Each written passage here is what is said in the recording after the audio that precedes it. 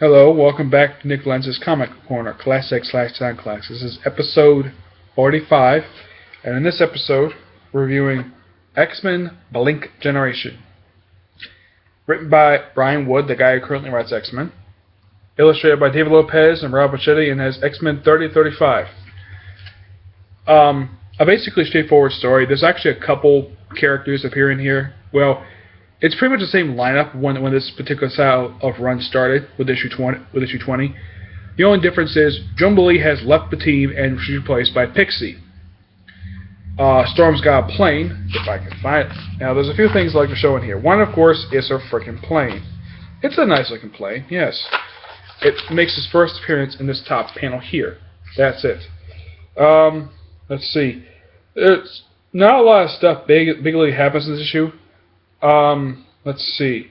In the second issue, it basically shows Sebra, a very somewhat minor character who's used of all of the X-Men, but she basically, her base in Paris basically mainly serves as a relief base for Storm's team, basically whenever she travels around the world. Magique herself shows up in this book too, but she plays a minor role in the book. Basically, this is sort of a straightforward story. It's not that particularly very exciting. There's also a second story in here which continues from the first one, where they went to this ship to take on some cult. Yeah, and you have Psylocke and Domino wearing these ridiculous outfits. And of course, they change. The artist in here is okay. For second story, it just continues on the same story. Yeah.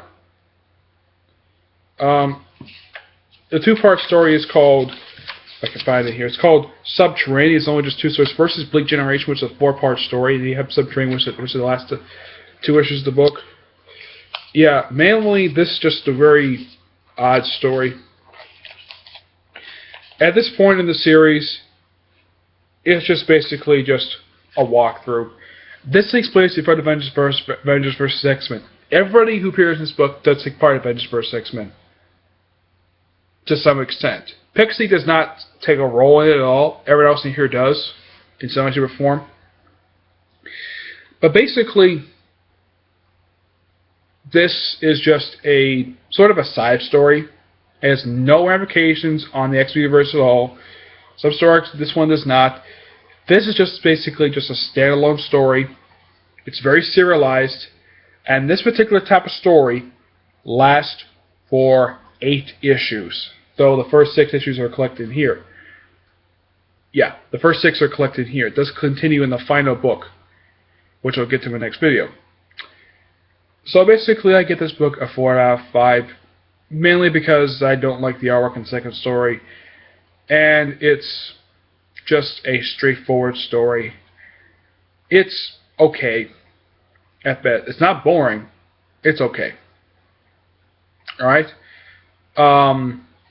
Hold on. When Magique appears in the book, she basically wears her New Mutants outfit.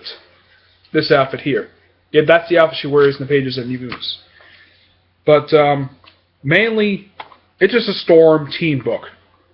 Basically, if you want to read more, if you like Storm or Psylocke or any of the characters who basically appear in this book, I recommend getting it.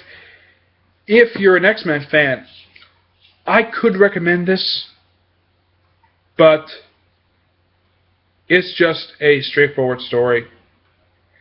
Okay, that's it. I just want to end this video now, just in case this thing tries to crash on me. Okay, stay tuned for my next video. Bye.